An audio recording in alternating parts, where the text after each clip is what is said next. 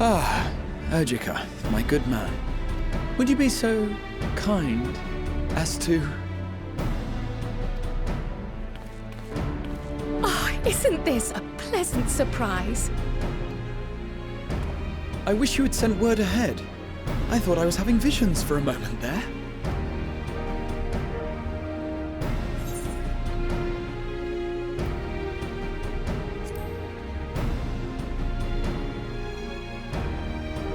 Slow and steady. Raha and I have been compiling old records of the students' activities. We located several accounts in the archives of Numenon and added them to the collection we recovered from the Isle of Fowl. And judging by the progress we've made thus far, sorting this pile will keep us occupied for days to come. But what brings you to the Annex, my friend? Surely you haven't come all this way just to watch us shuffle dusty papers around?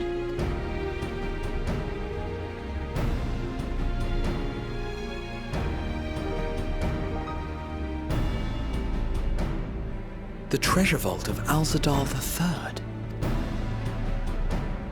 And you're looking for companions to join you on this expedition. I would dearly love to accompany you, of course, but I'm afraid I'm committed to another task. On the subject of which, I had hoped to ask for your assistance.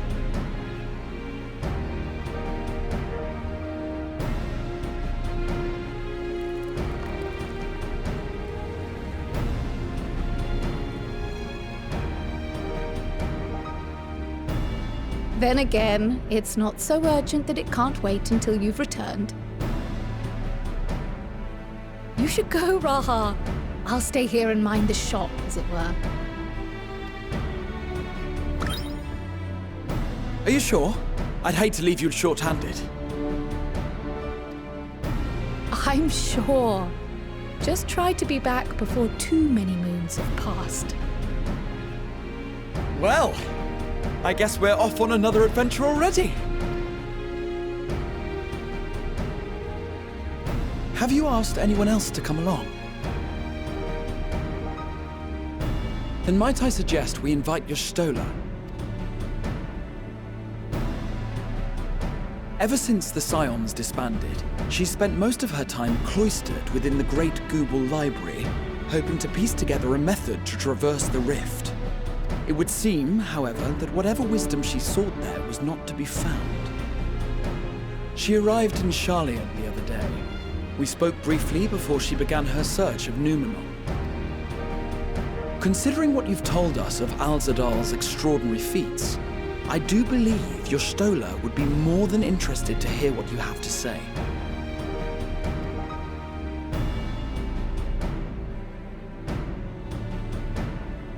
Splendid! Then let us head to the archives at once. Wait, before you go. I have another potential member to volunteer, if you've room to spare. Urianger. He sent the students a request for materials, you see. Treatises on the architecture of treasure vaults and the like.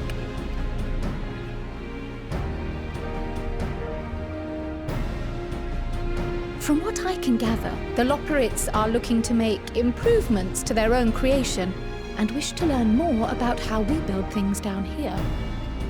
So, why not take Urianger with you? Let him study Alzadal's legacy firsthand. None can deny the benefit of seeing something with your own eyes. If our expedition leader has no objections, I say we extend Urianger an invitation once we've spoken with your Stola.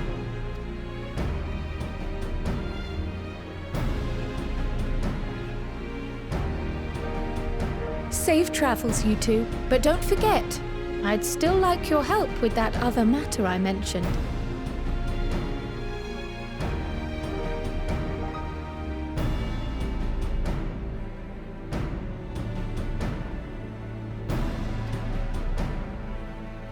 Right. Then it's off to the library.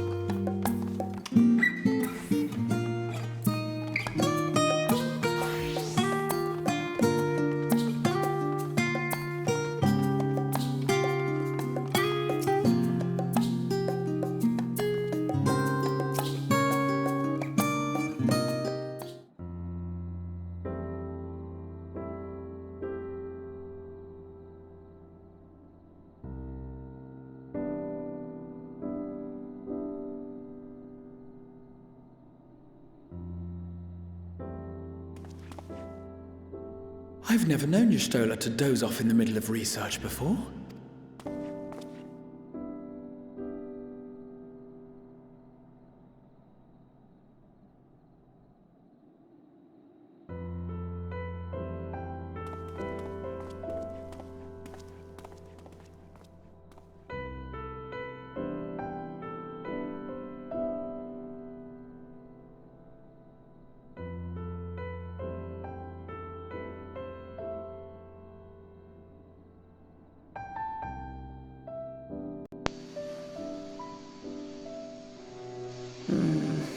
Close my eyes for one moment.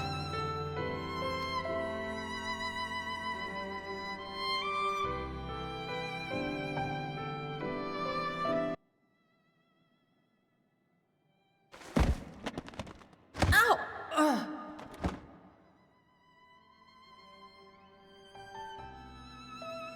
How long have you two been here?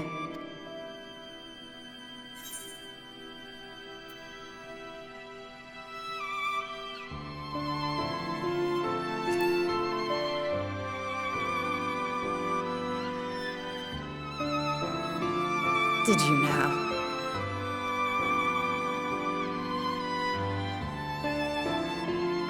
I must have been studying for 2-3 days straight before exhaustion finally claimed me.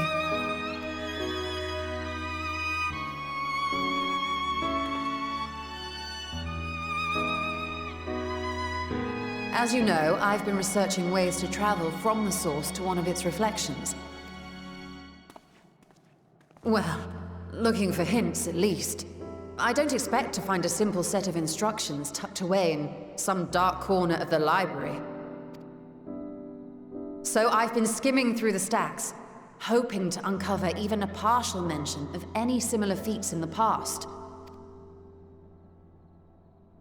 A means to travel between worlds exists, and you can be sure I will find a way to employ it.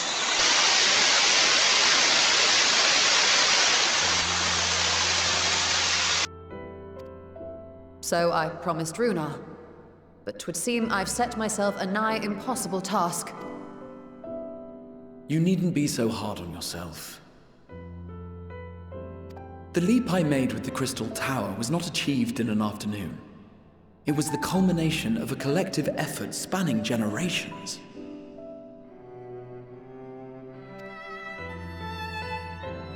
Oh, you think me discouraged? I assure you, 'tis quite the opposite. A daunting challenge and the time to sink my teeth into it. I feel like a fresh-faced student again. A scholar in her element.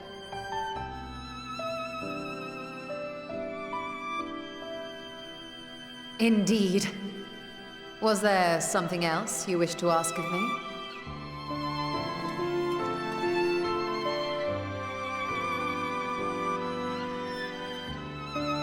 Al-Zadal is no minor figure in Harnish history, and much is known about his family. But this is the first I've heard of a descendant surviving a trip to another world.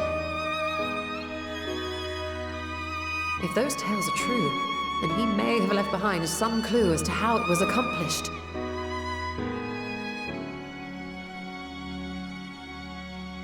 An invitation to delve into one of the world's lingering mysteries. As if I could refuse. And whence do we embark upon this expedition? Akyali, by ship. But before that, we thought to extend an invitation to Urianger as well. He was in Thalmazane, last we heard. Then by all means, let us recruit him, and be on our way.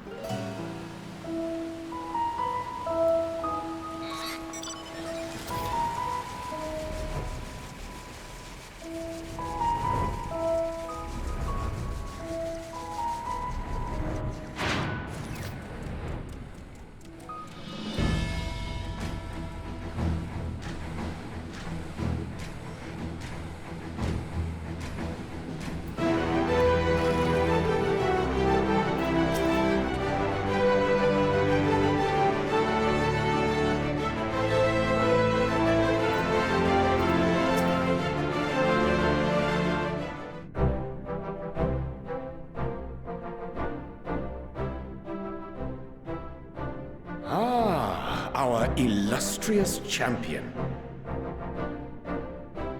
Cloaked in the mantle of the common explorer, fame set aside in thy pursuit of simple adventure. I am told a new expedition is in the offing.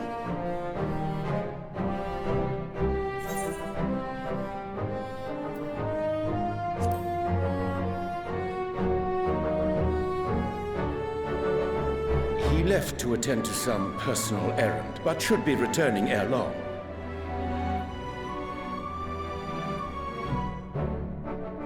You've been keeping yourself busy, I trust? True to our plan, Thancred and I embarked upon a pilgrimage of sorts, with an eye for gauging the state of those lands through which we passed. Our travels were interrupted, however, by a request for aid from our befurred lunar allies. As you may recall, the Loperids have been seeking new purpose for the moon, another role through which it might serve to benefit mankind.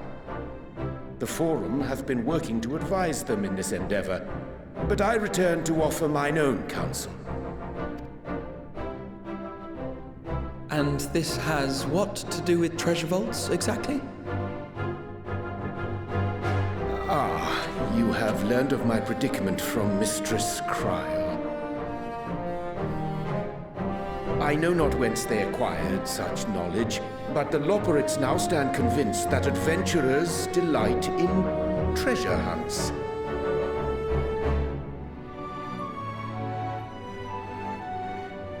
Thus, with their newly built wonderland of riches and mystery, do they hope to entice all manner of daring delvers to the moon. So earnest and innocent was their desire to bring joy to the world that I found myself powerless to refuse them my cooperation. But what of you, my friends? Why are you come to Labyrinthos?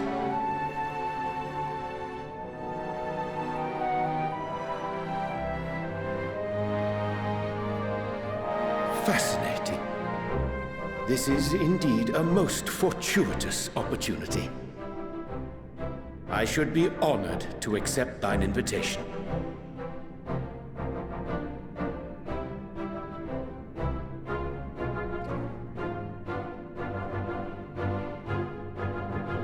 How long has it been, I wonder, when last our actions were not impelled by fate or desperation?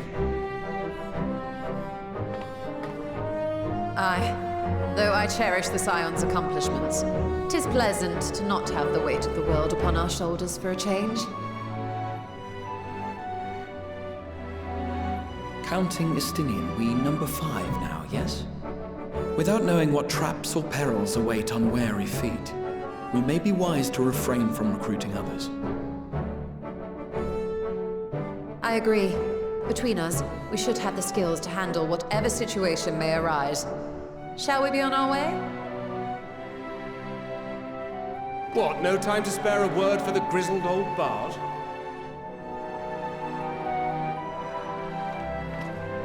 All is well, I trust? A wasted trip, I'm afraid. I'd hoped to catch up with a former mentor while you parleyed with the rabbits, but it seems our paths were not to cross.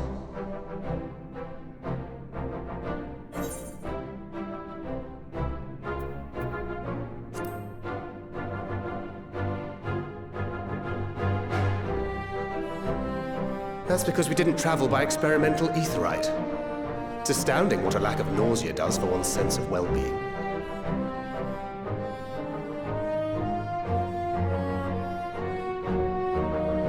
In any case, as we made our way around Ilzabard, we saw that much of the continent was in various stages of chaos. A certain amount of disorder is to be expected. The final days are over, and the people no longer have a common threat binding them together. That's the thing with these fledgling troubles, eh? You need to keep an eye out, lest they mature into full-grown headaches. So, for what reason have so many esteemed personages seemed fit to gather?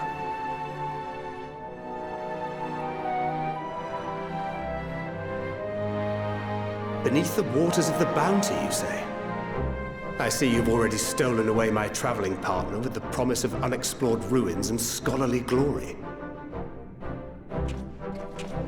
Nay, 'tis not for mine own indulgence, but rather the fulfillment of my commitment to the Loporrits. Ah, of course. And if you have a Stinian rounding out your group, you'll likely have all the members you need. Feeling left out? I could put in a good word for you, if you like.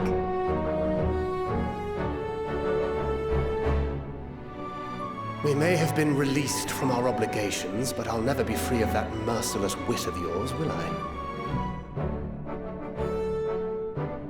In all seriousness, 'tis best I sit this one out.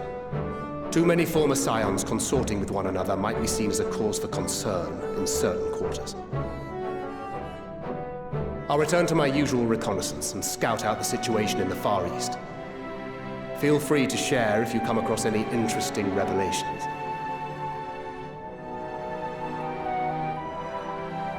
Till we meet again.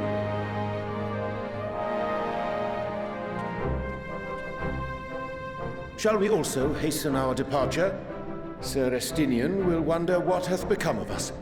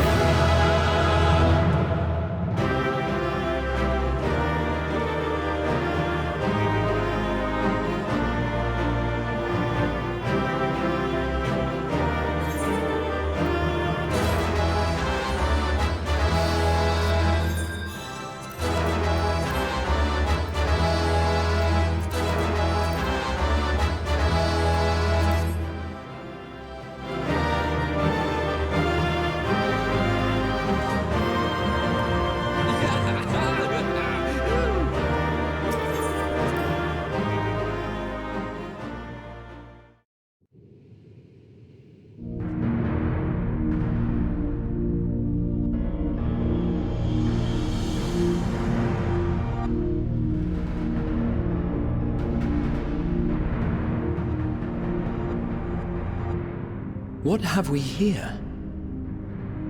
'Tis not unlike a Hunnish alchemical furnace in design.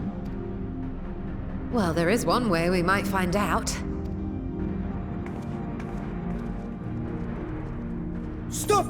You mustn't touch it.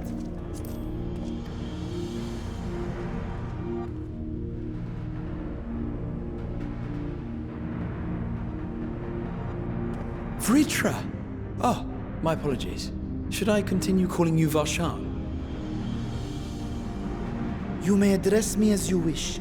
My nature is no longer a secret. Still, this is not a setting I imagined for our reunion. Surely you've not entered these ruins as common looters. Would that we could deny your accusations, but I fear you're not far from the truth. Great Vritra, might we beseech thee to explain the nature of this strange contrivance?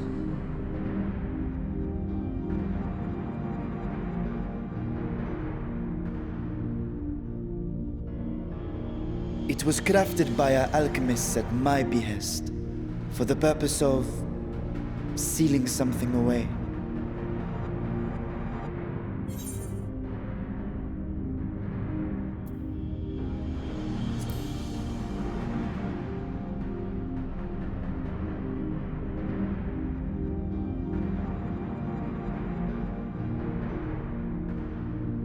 Perhaps I should simply show you.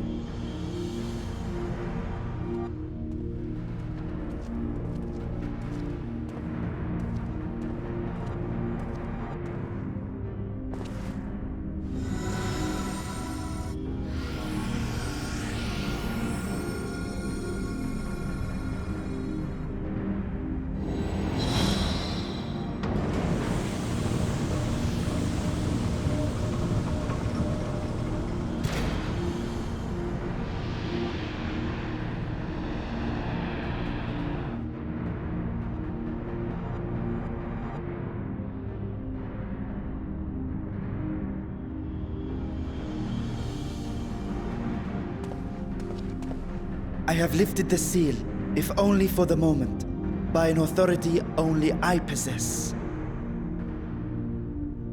A planar fissure?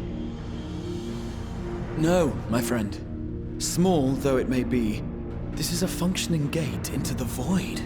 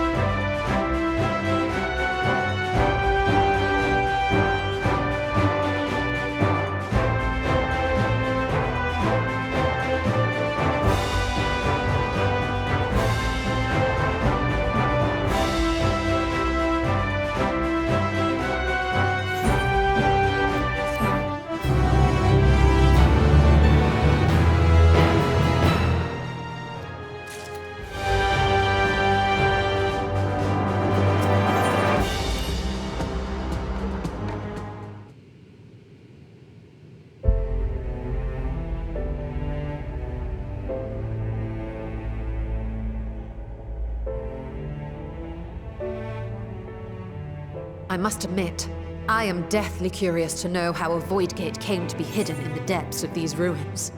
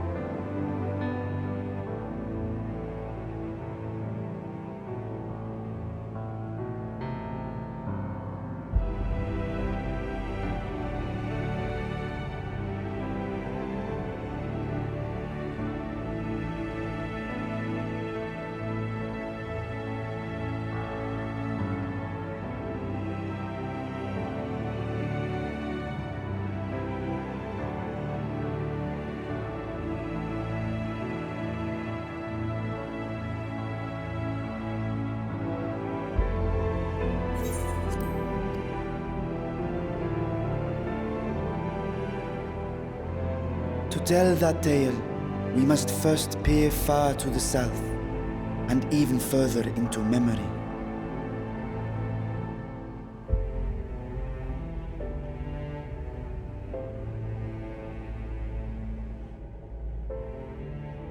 An age 5 millennia passed when the Algan Empire sent an invading force to the shores of Meracidia.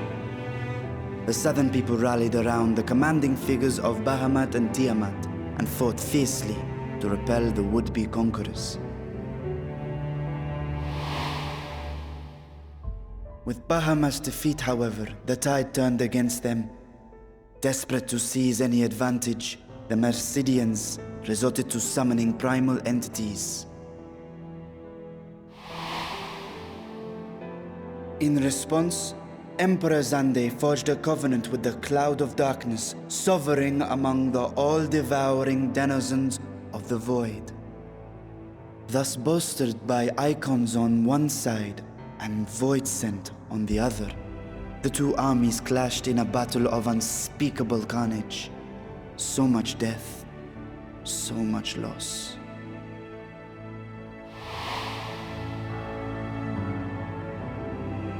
I consider myself well-versed in that period of history, yet you speak as one who witnessed it happen.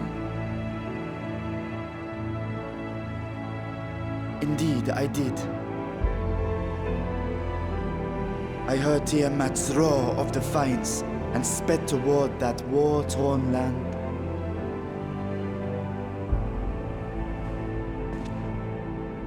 Along with my sibling, Ashdaya.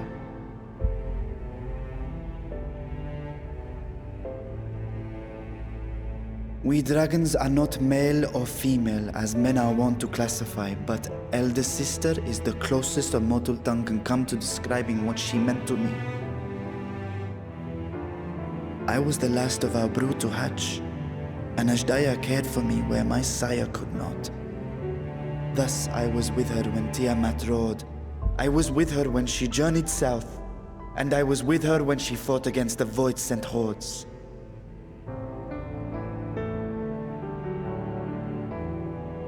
Yet no matter how many of their vile fiends we cast down, more rose from the abyss to take their place. Faced with an unwinnable war of attrition, Ashdaya risked her all on a final gamble. She plunged through the Void Gate itself to strike at the root of their strength.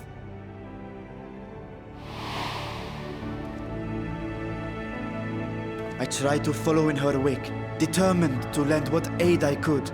But even as I came upon Alag's glittering tower, I saw the rift close behind her. And Ashdaya has been lost to us ever since. I find I must retract my earlier claim of historical knowledge.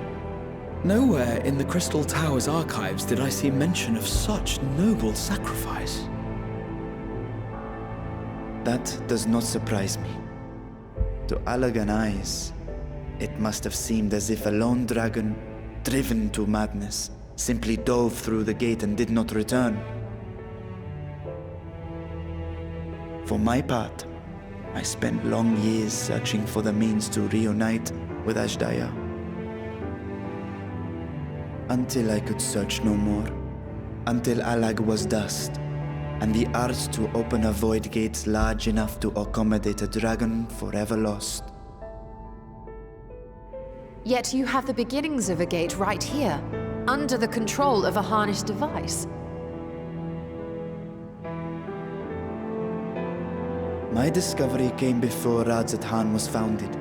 Though I scoured the lands for a method to cross the rift, it was beneath the sea that I chanced to find a natural planar fissure. It was, however, far too narrow to admit a worm's bulk. Only after our city rose upon the rock, and I could enlist the aid of our talented alchemists, did matters take a favorable turn. Their dedication was beyond reproach. Tirelessly they worked to expand the fissure, and after decades of toil, it finally grew to a size that a child might pass through.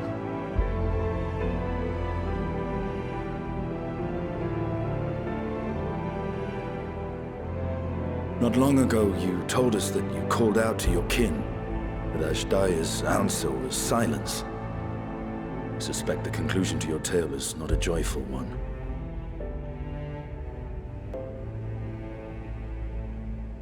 With hope in my heart, I used a simulacrum to cross the threshold. But no, I did not find her. What I found was a host of void scent, clamoring around the opening they had sensed. 'Twas but a moment, but enough. I had no choice but to retreat and allow the portal to contract once more. The gate was a threat to your people. You had to decide between endangering Razathan and abandoning your sister. And you chose the latter. 'Twas not that thy siblings scorned thy call. 'Twas that she was trapped beyond a barrier through which neither roar nor dragon may pass. Even now, in the desolate world of the 13th. I can scarce imagine your pain, yet it was wise not to linger in that place. Too long a sojourn, and even a being of your power risks being warped into a creature of the void. You've seen this phenomenon before, when we stepped into the darkness.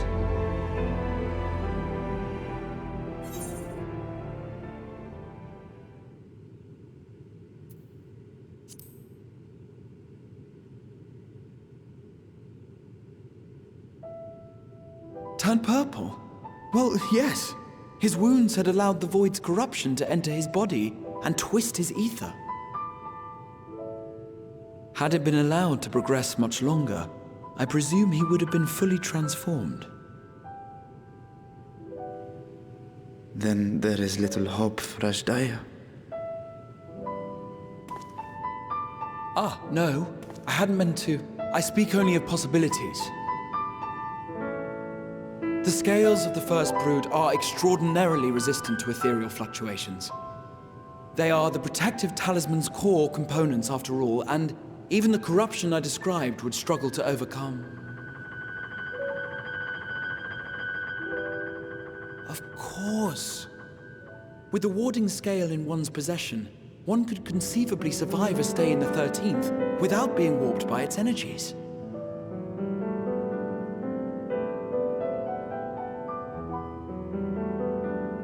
Be that as it may, it is too late to rescue my sister. 5,000 years too late.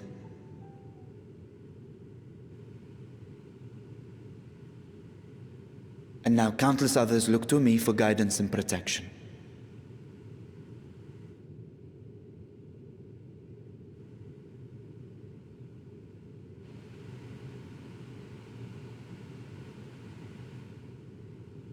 So when I sensed intruders in the ruins, I came only to ensure that the gate remained closed.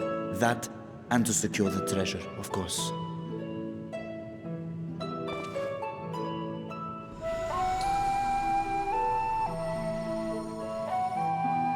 I wish only to forget the rest.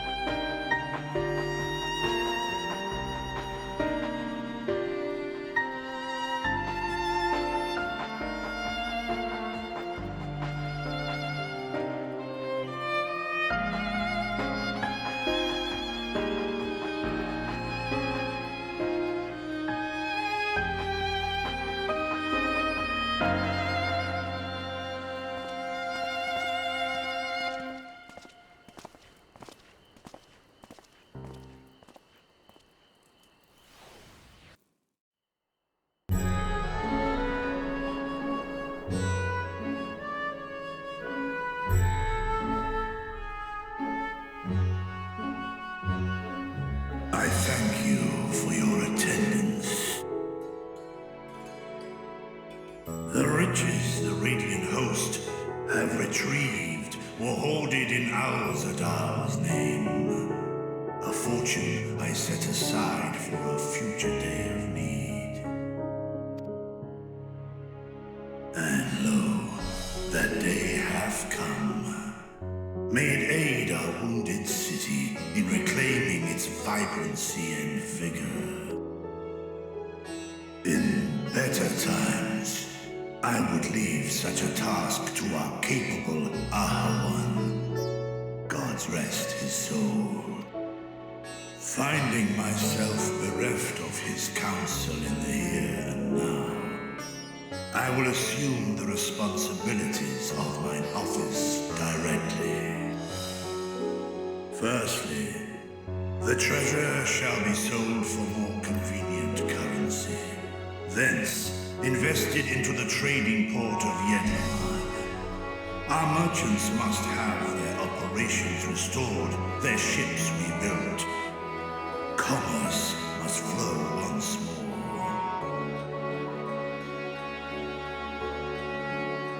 None were spared the tragedy of the final days.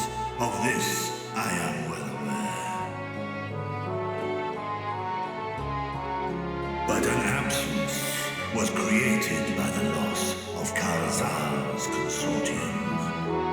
And by filling it, we provide new means for our fishermen, our artisans, and others to bring their wares to distant markets.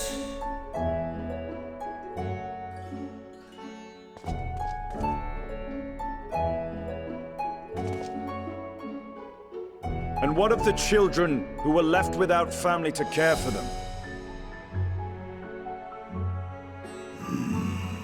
That is a concern which weigheth heavily upon my mind. The simple gift of coin will soon be exhausted, leaving these young souls adrift on the fringes of our society. Nay, a proper solution is needed, one which doth guarantee their welfare for years to come. Thou hast surely seen how other nations rise to meet this challenge, adventurer. What dost thou deem the wisest course?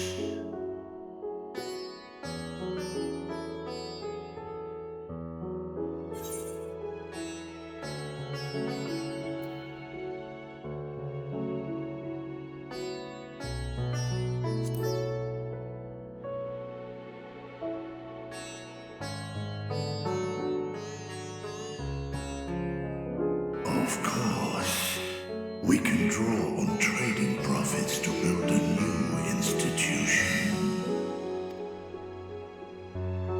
Let us put this idea into practice.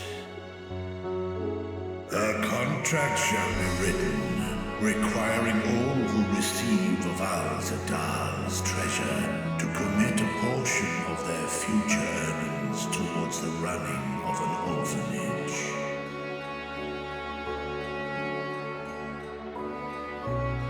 Now, such an influential policy is deserving of a worthy name.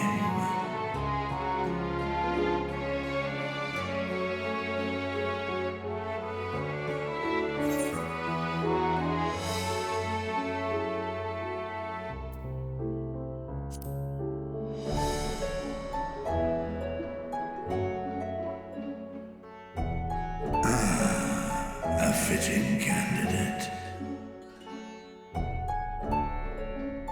Karazal should be remembered, not as the blasphemy which terrorized Daphne, but as a hard-working and generous man who brought much wealth to our shores.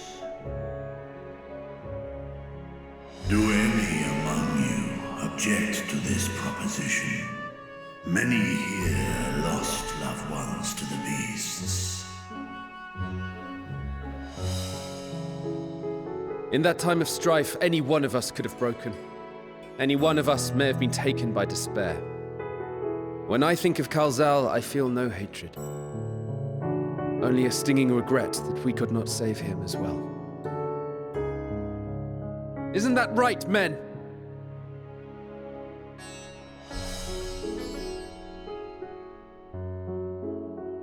This bodes well for that boy. Narad, was it? Perhaps he can cut ties with that shady peddler.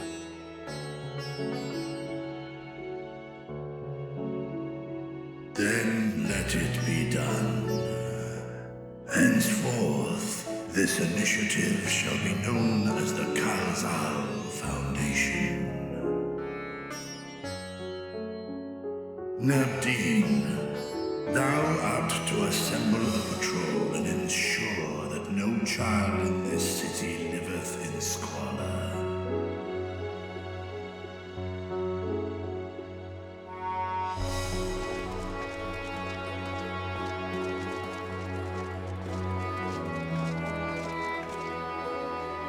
Clerks, see to the management of our funds and make haste. Our citizens must not suffer a day more than is necessary.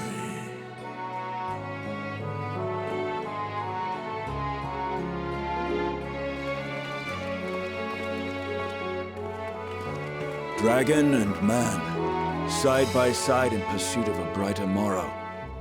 Reminded of Ishgard.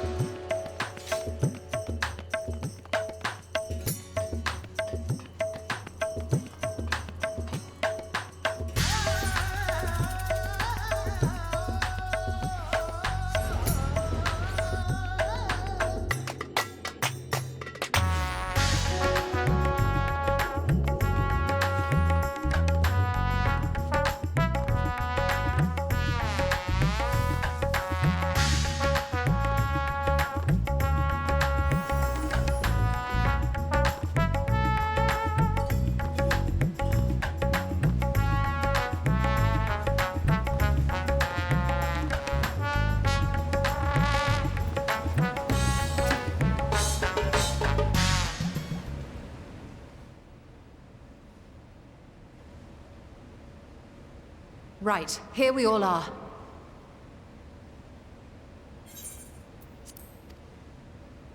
You discovered something new. I took a closer look at that device. I was able to determine how it keeps the Void Gate sealed, but not how it might instead be employed to expand the opening. For that, I would need to reference the technique developed by Vritra's alchemists, no records of which appear to have survived the intervening years.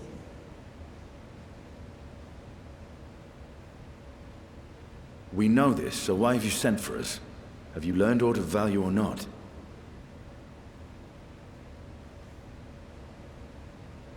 Patience, good sir. One must introduce the subject before launching into specifics.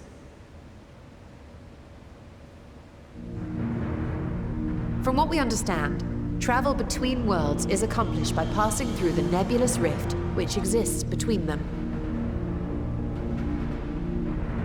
Picture, if you will, the moment you were called to the first.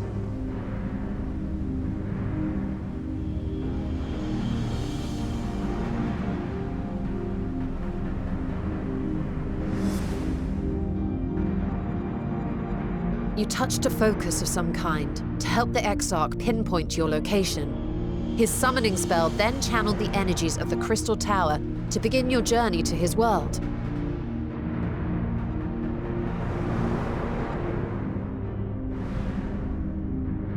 The magics tore a hole in the wall separating source and shard, and cast you into the intervening nothingness. In that place, the laws of nature hold no sway.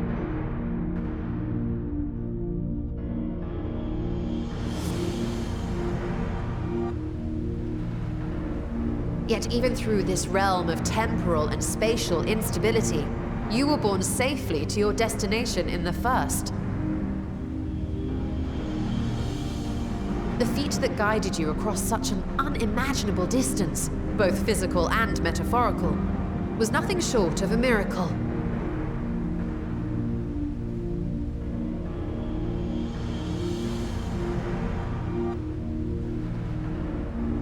Then what of the many Voidsent found in the source? Who guides them here, and how? An excellent question.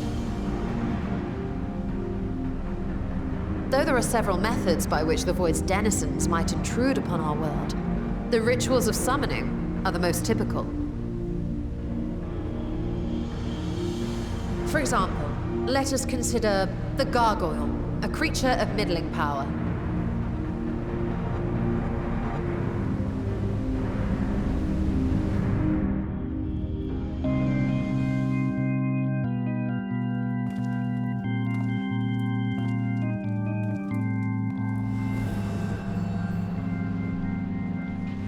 To call upon such an entity, the prospective summoner must force open a void gate.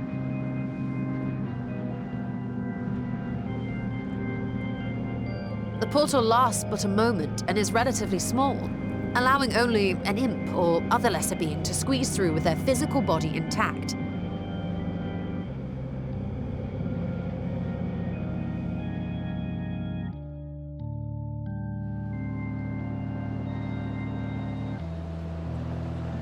Our more powerful gargoyle, however, is too large for that. Creating a gate big enough for him would require vast amounts of energy, far beyond the reserves of any one mortal practitioner.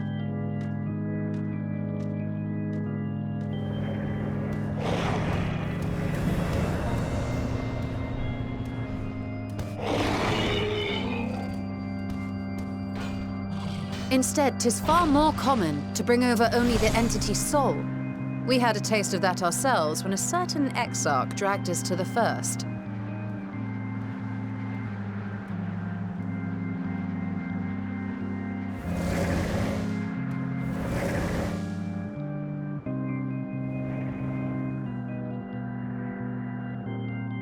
And just as our bodies remained in our world, the Voidsent's physical form is left behind in the 13th.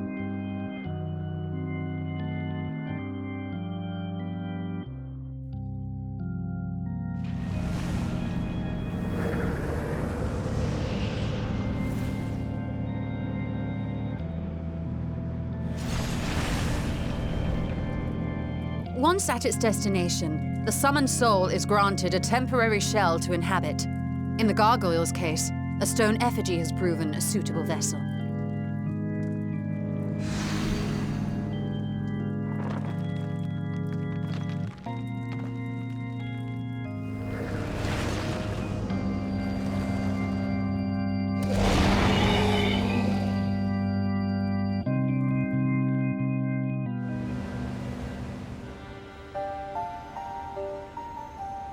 Wait. You said that Voidsent must be called here deliberately by someone in the source, reeled in like a fisherman with his catch. Exactly. For a being to navigate the chaos of the rift, with or without form, There must needs be a guiding agent on the other side.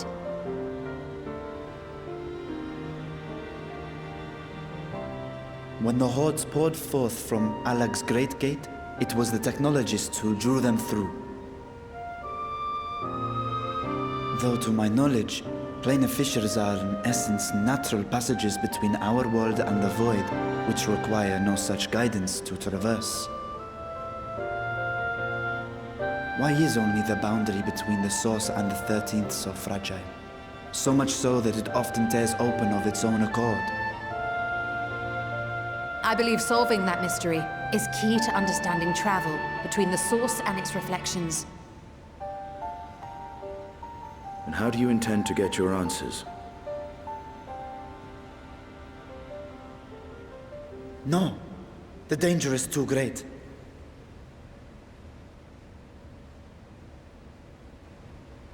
Perhaps. But what some call danger, others think of as adventure.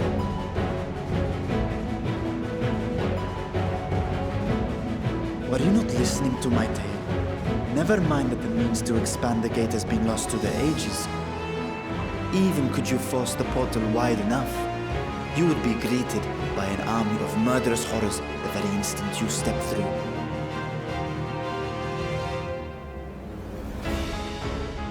I assure you I was most attentive. And I agree that to go alone would be certain death. But if I were to bring along one who has already braved the 13th and humbled the cloud of darkness, well, I imagine my chances would be much improved.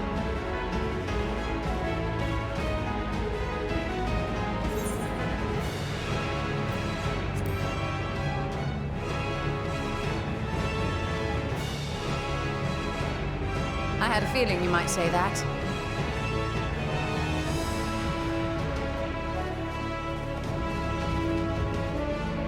Once again, I put my life in your ever-reliable hands. That said, as much as I would like to march straight back to the Void Gate, there is the small matter of being unable to open it without the Satrap's personal authority.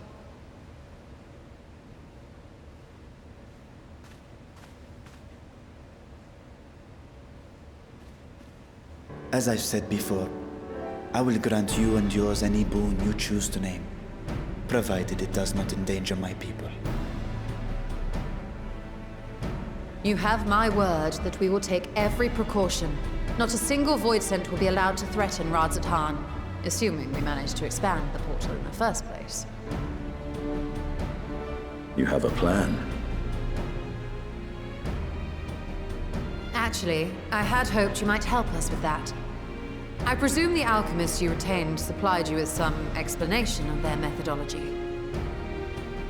That they did. House Daymir was overseeing the project. Daymir. Ah, yes. The family associated with the great work.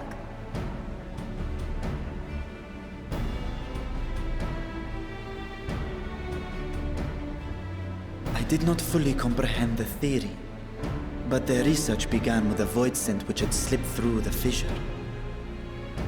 After a thorough examination, they created an arcane simulacrum possessed of similar qualities. A man-made void scent, if you will. It was apparently indispensable in their efforts to enlarge the gate. A man-made void scent?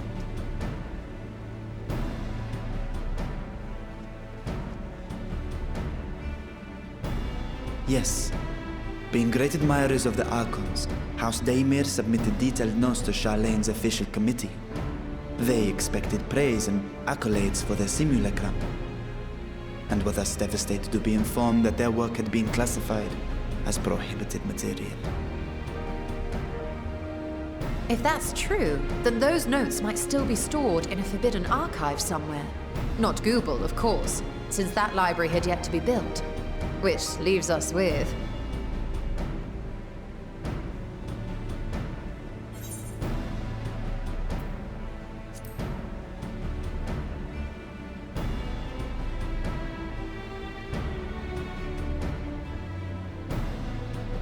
Indeed. Numenon's restricted stacks may very well hold a copy. In which case, I say we head directly to Charlian.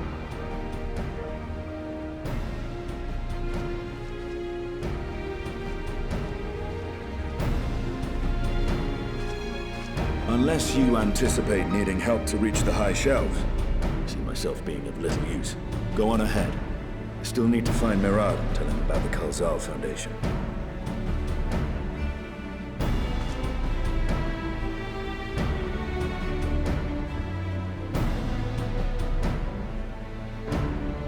Let us be on our way as well.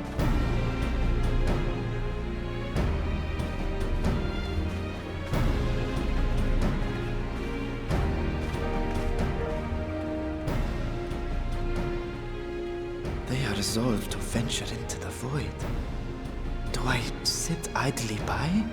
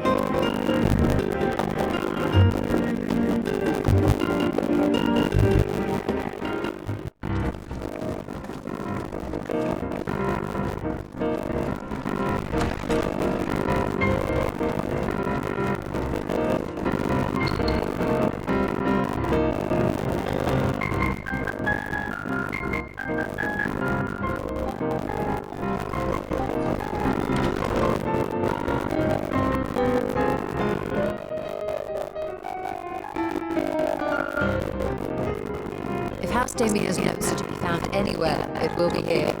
Let us begin.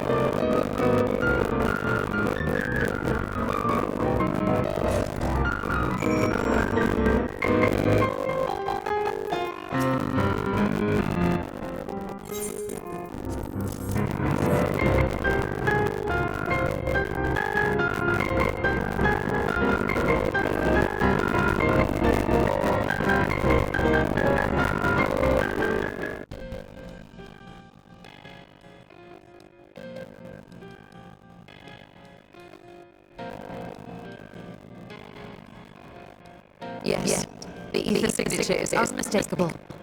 I've felt the traces of House Damien's resonance many times in the Great Work. Time to see what all the fuss was about.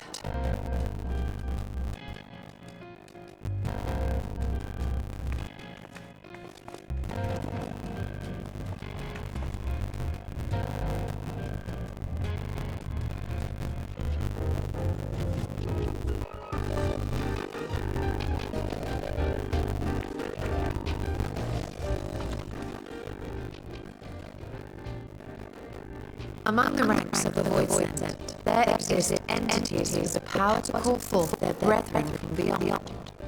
The species known as Atomos, however, is uniquely prodigious in this regard. From its distended maw, it can expel an endless procession of void-born creatures, a talent which sorely tested the Radiant Host in its battles against these abominations.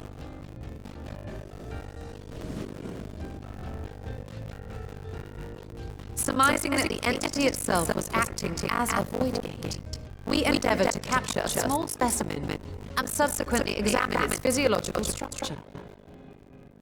Our findings reveal that the Atomos had absorbed a planar fissure into its own flesh, which it could expand at will into a functioning gate.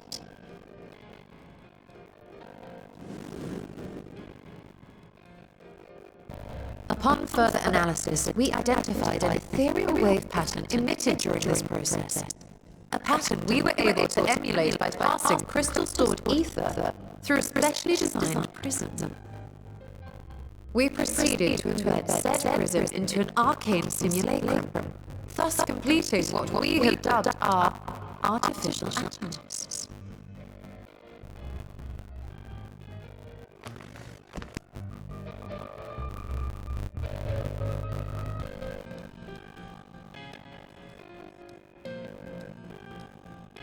How could I have been so blind to the possibilities? This species, not to mention its ability to summon void system, has been discussed among academics for years now. Just before the advent of the 7th Umbral Calamity, we received reports of Atomos sightings from every corner of Eorzea. Surely you at least heard the tales.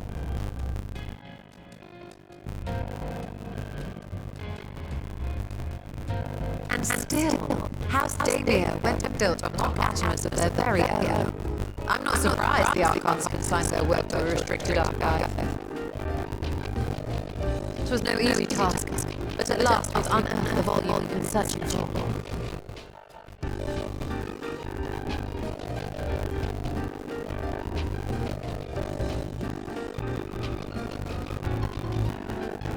I'd be lying if I said I wasn't tempted to stay longer. See what other forbidden titles might be lurking on these shelves. But that would be abusing the very special privilege we've been granted now, wouldn't it? Better not.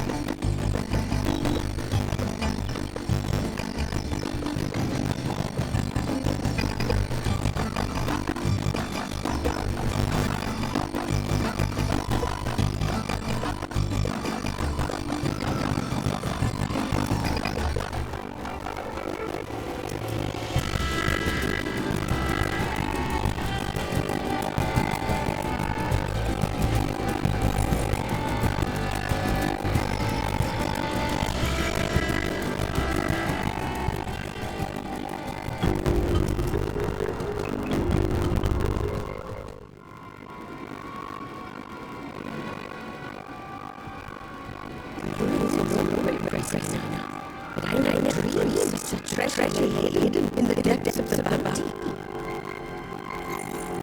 It may help me help the Lord's devices to exist. My apologies. The gate was a secret I shared unknown by close advisors. I feared the world might have captured those with intentions to learn of its existence.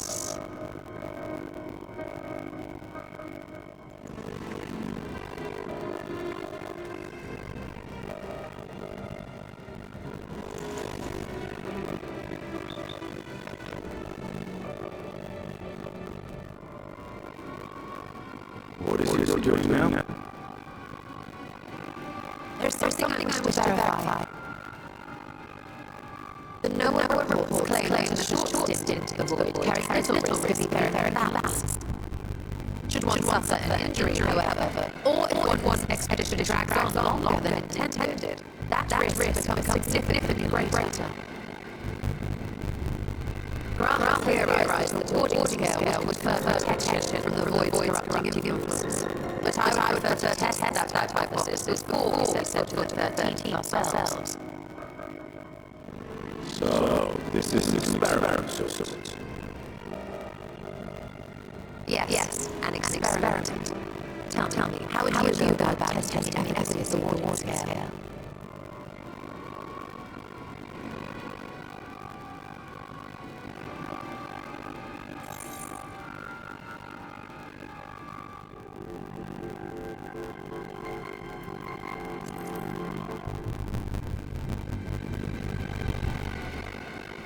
How would you do that? The gate is still too small for any of us to pass through.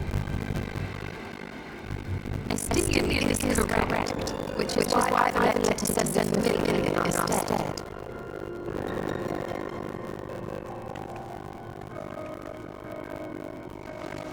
Now, the lowly can navigate the ship no matter how narrow. Which means an arcane entity of similar stature should be able to manage the same.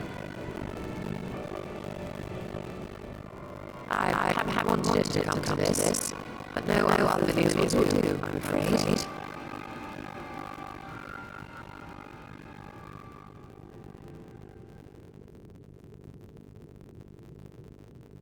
I see the sound of that. What manner of fiend is she summoned?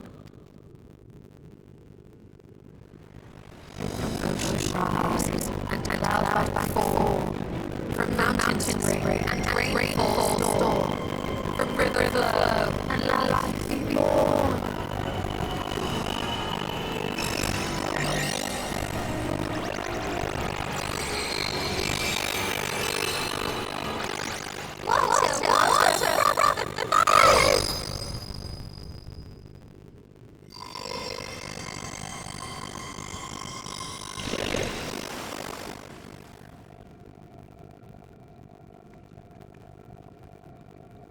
Ready your arms. I fear she has been possessed. Oh, come down. That's adorable.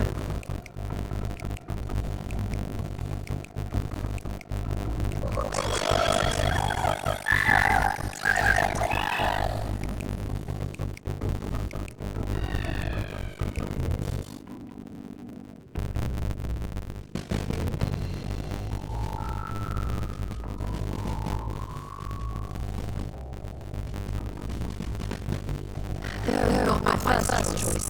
These familiars like Steve or Child, the best chance to fit through the gate. I only wish my young self could have been more dignified ending to the creation ritual.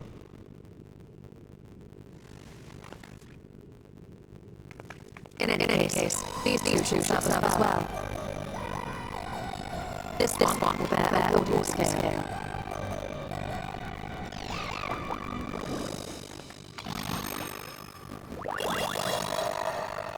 And when they return on the 13th, we can observe how the talent or absence thereof has affected the progress of the void's corruption. If I could impose upon you to a gate, Your Excellency? Yes, of course. We should also be wary of void slipping through one dark experiment. Estinian, you are to be done the same harm. As you say. You best be on your guard as well.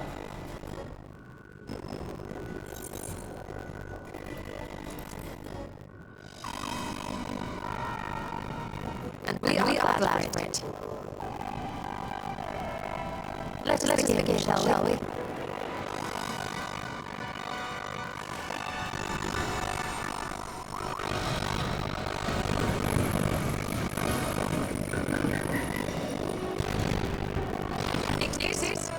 Into the void.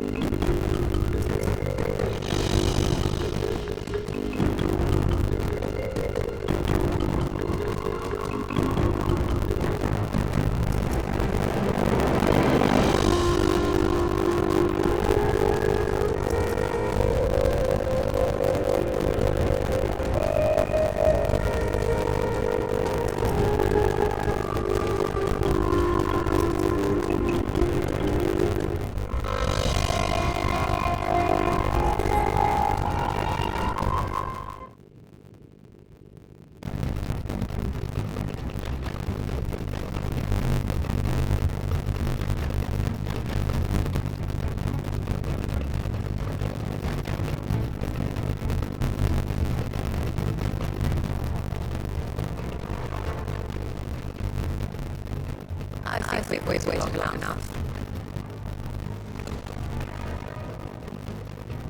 Nixis, return to my side.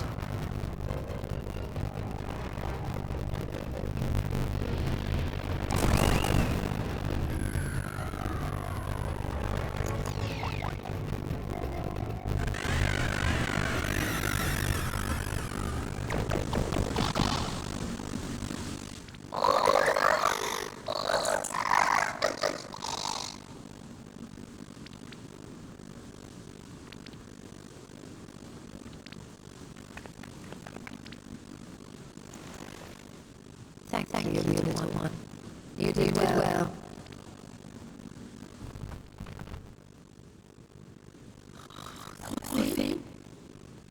Its existence has been irrevocably warped.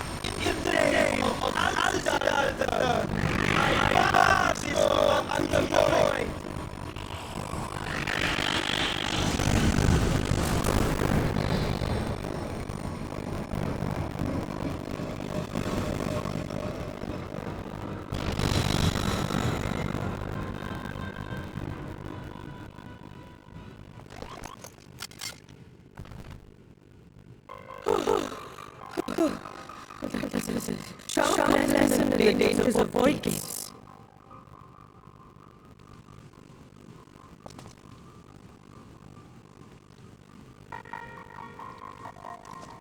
What about our experiment?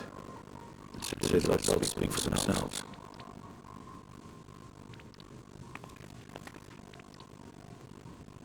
The undetected disease is extensive etheric corruption. As Nidana observed, it's one on its way to becoming a void sent. The one emerged from the talisman, however, appears unaffected. I sense no changes to its equilibrium. Rest now, little ones.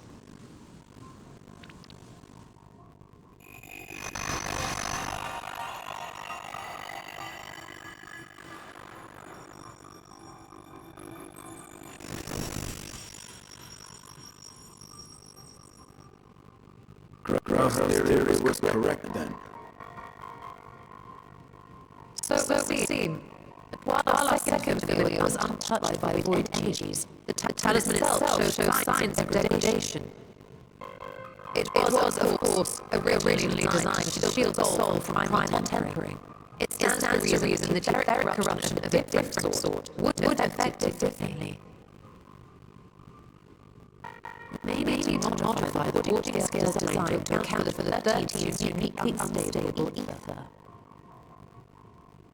You've said much of void instability, but my imagination fails me. What manner of place is this broken world? My apologies.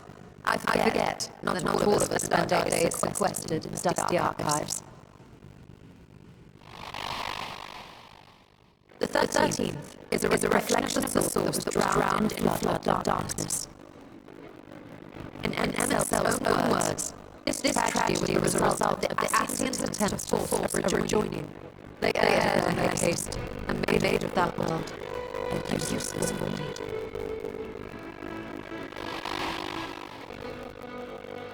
You remember Kalhai, the unusual child we met during our troubles warring Triad. He explained the fate of the 13th thus. The champions of that ill-fated world used the stone known as Aurosite to contain the power of primaries. But those self-same heroes were gradually corrupted by the Aurosite's deeding energies, transforming into fiends with an endless hunger for ether. By the time anyone thought to oppose them, light strength had grown too feeble, and the balance of the 13th tipped to eternal darkness.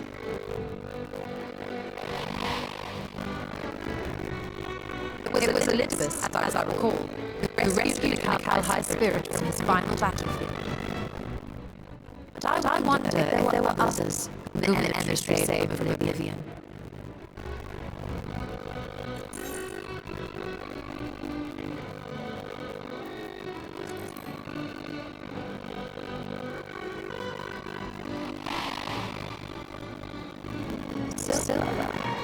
The adventurer who travelled warriors of light.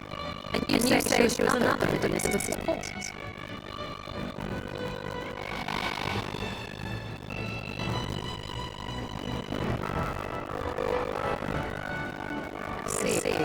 So Cielo, or rather Silver, was beguiled by the same dreams of heroism as Valhalla. And what of your own experience? Will you tell us of what you observed during the Noah's expedition?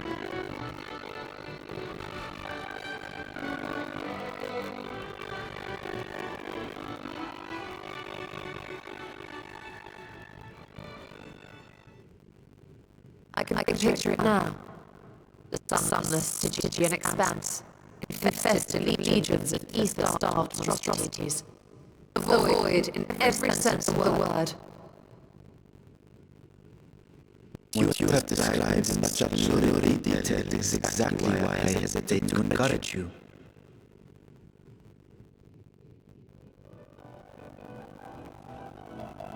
Worry not, great creature.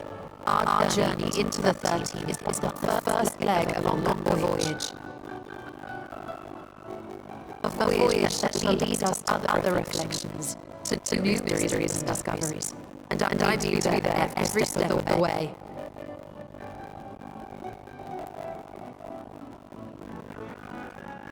But first I must focus on refining the warding talisman. Then I can begin work on constructing artificial animals. Or I could, if I had relevant manuals to hand. Might I be so bold as to request access to the Sartre's family archives?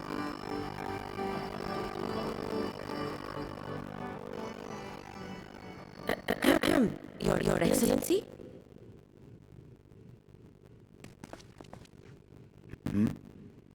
Oh, yes. That can be arranged. I will speak to my officials upon our return.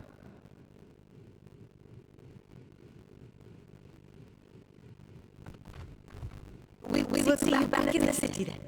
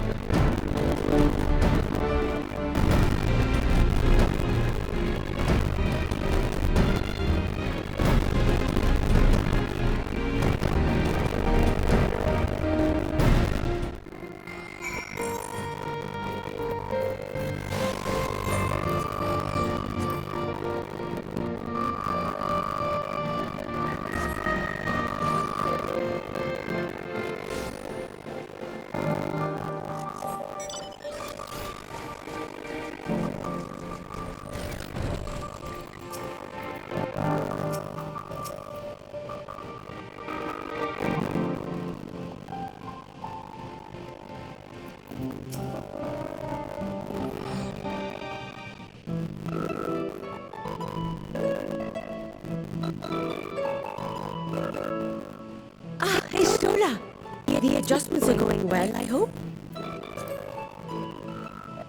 It is a lengthy process, but the end is in sight, yes.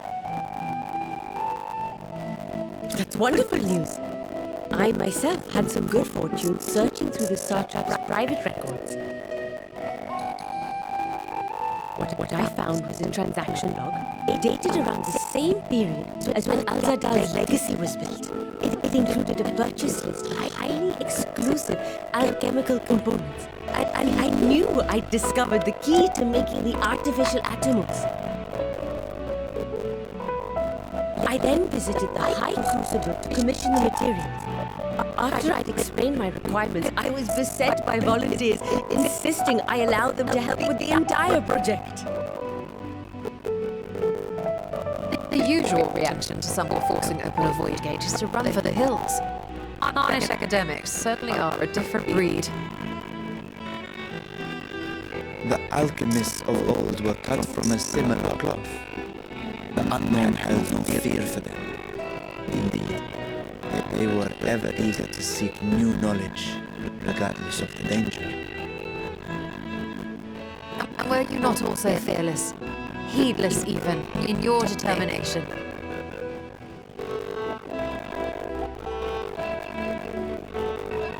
My sire entered his dormancy before I was hatched. And so it was Ashdaya who kept my eggs safe from war. It created a bond between us. Even long after I learned to fend for myself, I rarely strayed from her side.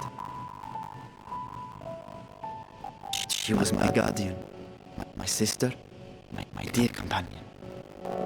And not a single day passes that I do not mourn her absence. No matter how deep the darkness, I would not surrender my search. I promised myself the time would come when we would once more take to the skies together. But I am satrap now. The Radiant Host is here to serve, Your Excellency. Nardine, what is this about? Celestinian told us of your predicament. For centuries you have protected Rads at Harn, never showing your true self, hiding behind a curtain and living only in service to the people. Your dedication meant more to us than your deceit, and so did we accept you as our rightful ruler. After all that you have sacrificed for this nation, did you imagine we would begrudge you your heart's desire? We survived the final days. We are a strong and proud people. We, the Radiant Host, will keep Thavnair safe in your absence.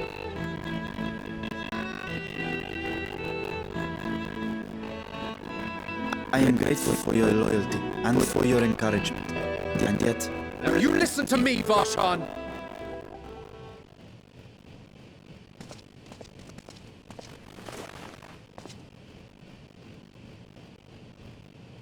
You are wearing that face, after all. As I have told you before, you are a little brother to us all. And if you are family, then so too is your sister.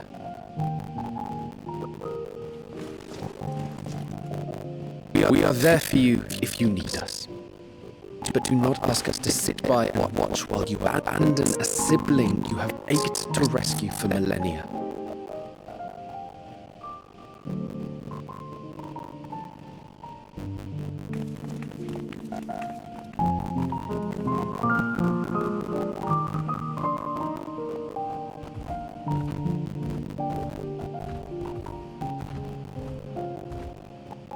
We will succeed in opening the way. It is only a matter of time. All you need to do is prepare to step through to the other side.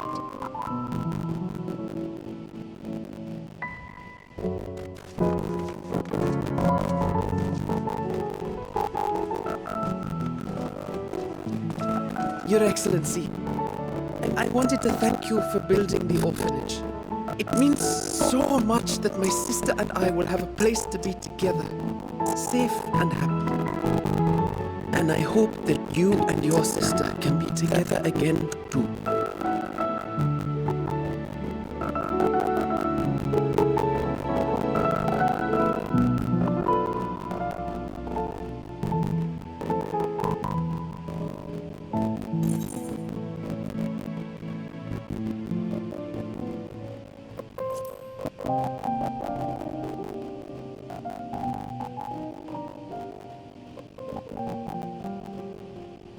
heart and protect them well.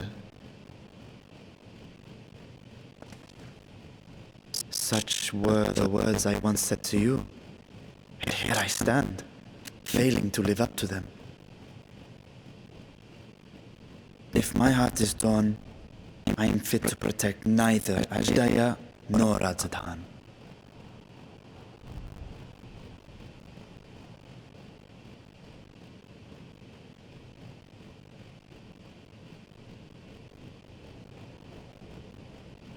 My people, I have come to a decision. Bashan will depart Thavnir for a time. My dragon self will remain in the palace, but only to conduct the satrap's most essential duties. While I am focused on controlling this vessel, there may be matters that escape my attention. I rely on you, my trusted friends, to watch over one another until I return.